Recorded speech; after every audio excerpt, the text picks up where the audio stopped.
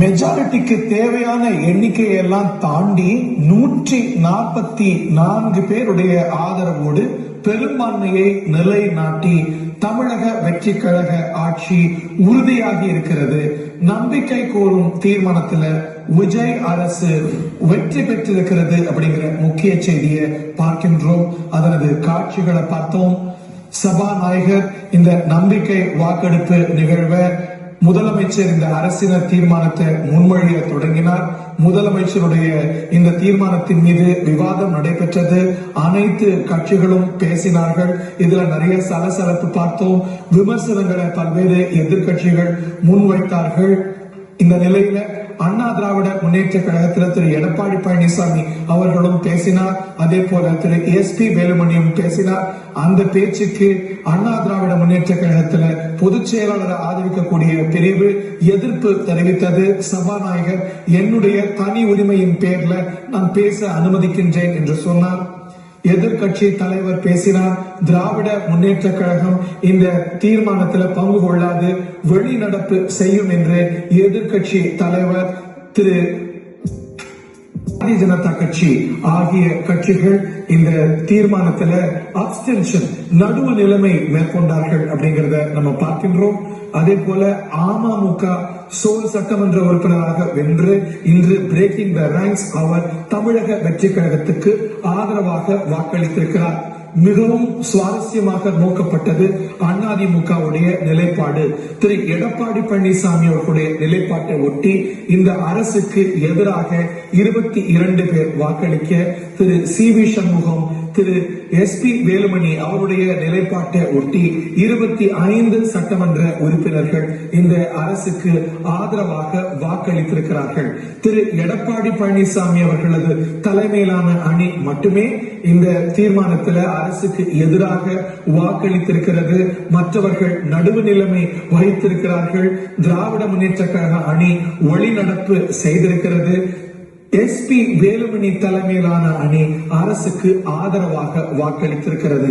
இப்படி பல முக்கிய திருப்பங்கள் நிகழ்வுகள் நிறைந்து 118 தான் பொதுவா அரசுக்கு தேவை, மெஜாரிட்டியை நிறுவ. ஆனால் சட்டமன்றம் அப்படின்னு வரும்பொழுது சட்டமன்றத்துல எவ்வளவு பேர் வாக்கெடுப்பின் போது நிறைந்திருக்கிறார்களோ அதுலதான் மெஜாரிட்டி அப்படின்னு பார்க்கின்றோம். அப்படி கணக்கு பார்த்தா 86 எண்ணிக்கை பெற்றிருந்தாலே இந்த கம்போசிஷன்ல இந்த ஆட்சி பெரும்பான்மையை நிரூபித்திருக்கும். ஆனால் அதையெல்லாம் தாண்டி 144 அப்படிங்கிற அளவுல பெரும்பான்மை நிறுவப்பட்டிருக்கிறது. இந்த எண்ணிக்கை 120 தானே கவர்னருக்கு ஆதரவு கடிதம் போயிருக்கு அப்படின்னா இது எப்படி கூடியது அப்படின்னு பார்க்கும்போது இந்த கணக்கில் சேர்ந்து கொண்டது அதிமுக எஸ் பி வேலுமணி தலைமையிலான அணி 25 சேர்த்துக்குச்சா. அதை தாண்டி அமமுகவுடைய 1, அதாவது திரு காமராஜ் அமமுக அவர் நீக்கப்பட்டிருக்கிறார் அப்படிங்கிறத பார்க்கின்றோம்.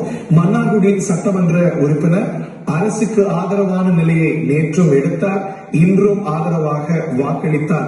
இப்படி இதெல்லாம் சேர்ந்து 144 என்ற ஒரு பெரும் மெஜாரிட்டியை சட்டமன்றத்தில் நிறுவி தன்னுடைய பெரும்பான்மையை உறுதி செய்து ஆட்சி நிலைத்திருக்கிறது அப்படிங்கிறத பார்க்கின்றோம். அரசுக்கு பாராட்டு தெரிவித்தார் சபாநாயகர். நிச்சயமாக விமர்சனங்களும் நிறைய இருந்தது. அதை நான் நோட் பண்ணிருக்கிறேன் அப்படின்னு முதலமைச்சர் கூறியிருக்கிறார். குறிப்பாக எதிர்கட்சி வரிசையிலிருந்து வந்த முக்கிய விமர்சனங்கள்ல ஒன்றாக அவருடைய ஜோதிடராக கருதப்படக்கூடிய முதலமைச்சரின் ஜோதிடராக கருதக்கூடிய ராதன் பண்டிட்டை ஏன் அரசு பொறுப்புல நியமித்தீர்கள் அப்படிங்கிற கேள்வித்தான் எதிர் வரிசையில பிரதானமாக எதிரொலித்தது. அது மட்டுமல்லாம தனக்கே உரிய பாணியில பிரதான எதிர்கட்சி தலைவர் திரு உதயநிதி ஸ்டாலின் அவர்கள் இது என்ன சோஃபா எல்லாம் போய் புஷ்ப ஆட்சி மாதிரி இருக்கு அப்படின்னு விமர்சனம் செய்தார்.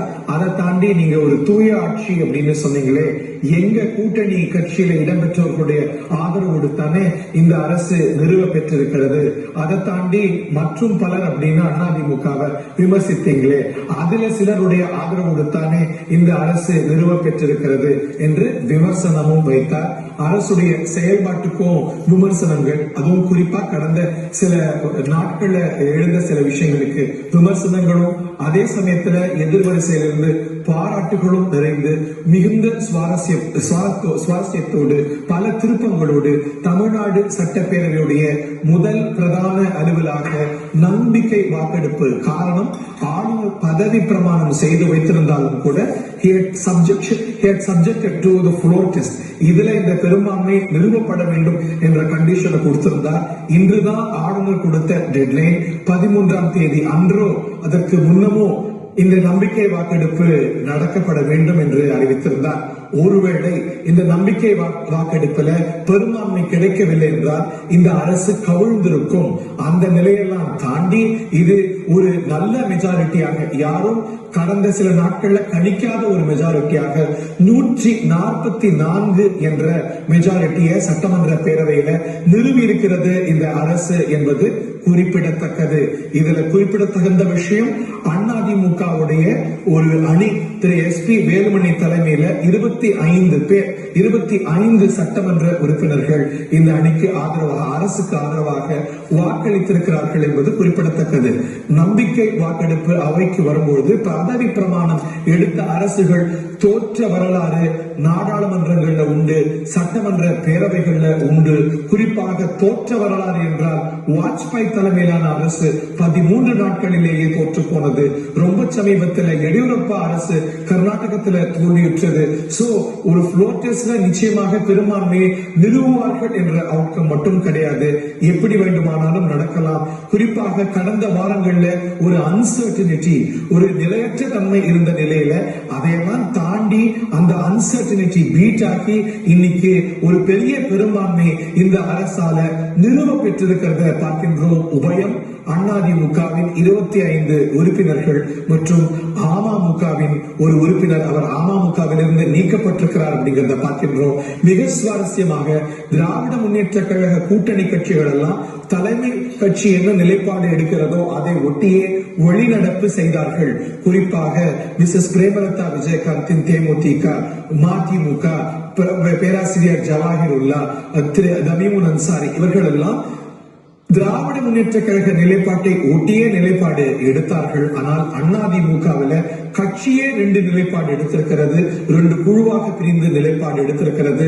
அதிமுக கூட்டணியில அங்கம் வகித்த, சட்டமன்ற தேர்தலில் அங்கம் வகித்த பாட்டாளி மக்கள் கட்சி நடுவு நிலைமை வகித்திருக்கிறது, பாரதிய ஜனதா கட்சி நடுவு நிலைமை வகித்திருக்கிறது. அப்படிங்கறதெல்லாம் நிறைய பெரிய முக்கிய விஷயங்கள் நடந்த, குறிப்பாக இனி வரக்கூடிய நாட்களிலும் மாதங்களிலும் வருடங்களிலும் பெரிய எதிரொலிகள் இருக்கக்கூடிய பெரிய அரசியல் மாற்றங்கள் இந்த பெரிய முக்கியமான நிகழ்வுல நடந்திருக்கின்றன என்று சொன்னால் மிகையல்ல. It is huge. The implications are huge. நம்முடைய 3 விருந்தினர்கள் அரங்கத்தில் இணைந்திருக்கிறாங்க. திரு விஜய் அவர்களுடைய முதல் பிரதான இயக்குநர்கள் ஒருவர்,